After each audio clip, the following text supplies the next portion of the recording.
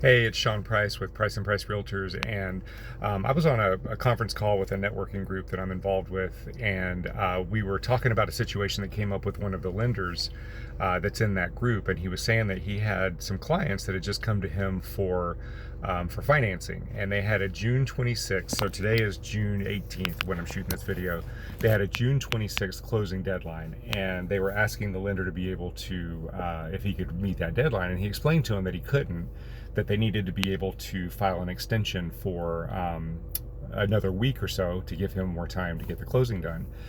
Well, when they did ask the sellers if they would provide that extension, the sellers declined, and the seller is threatening to keep their earnest money deposit, which is $25,000. And as he was going through and telling this story, what ended up happening was the buyers went into this contract unrepresented. They actually went in and they put an offer in themselves. They did not have a buyer's agent with them, and the seller of the home is actually a realtor that has the property and was the listing agent. So the buyers, in an attempt to save money on the house, went in without representation, and the seller, the selling agent, basically had given them the impression that he was representing them.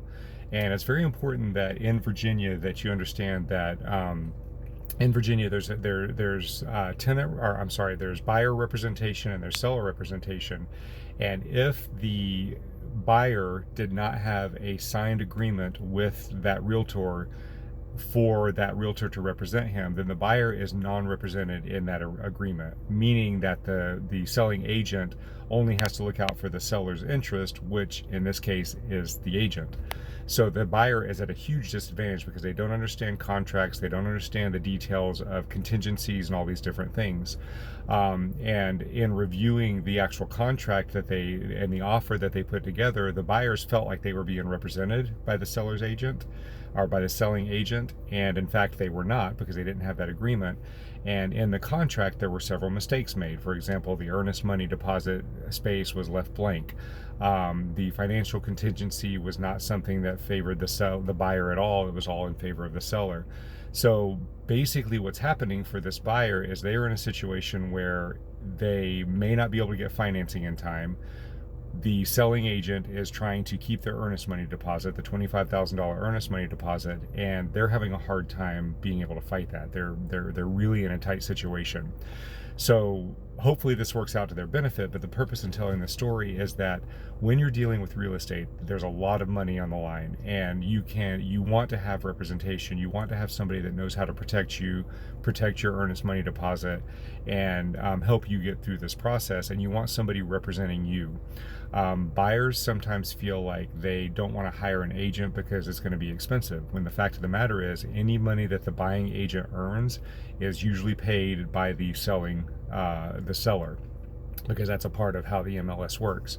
So the seller actually pays the buying agent's commissions, and you want to have a written buyer's agreement with your agent. And the reason for this is because that gives the buyer the knowledge of knowing that they have an agent that is representing them, that has a fiduciary responsibility to look out for them. Also, something else to look out for is some buyers feel like if they go into an offer without a buyer's agent, they're going to get a discount on the property, and that doesn't always happen. What ends up happening is you go in and you're negotiating, and the selling agent will actually take both sides of the commission. So sometimes you might get a little bit of a discount, but really it's not as significant as you think it is. And also, the selling agent may act as a representation for both you and the seller, but in that situation, the selling agent becomes a representative of the deal, not the buyer or the seller. So you really don't get that fiduciary responsibility. They really cannot advise you on what decisions to make or which way to go. So as a buyer, it is very, very important that you have a buyer's agent that knows how to represent you, knows how to protect your earnest money deposit, and understand that for the most part, that buyer's commissions are going to be paid for by the seller.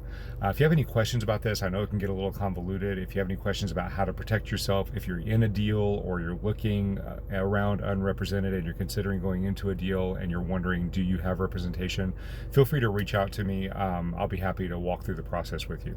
All right, let me know if you have any questions. Have a great day.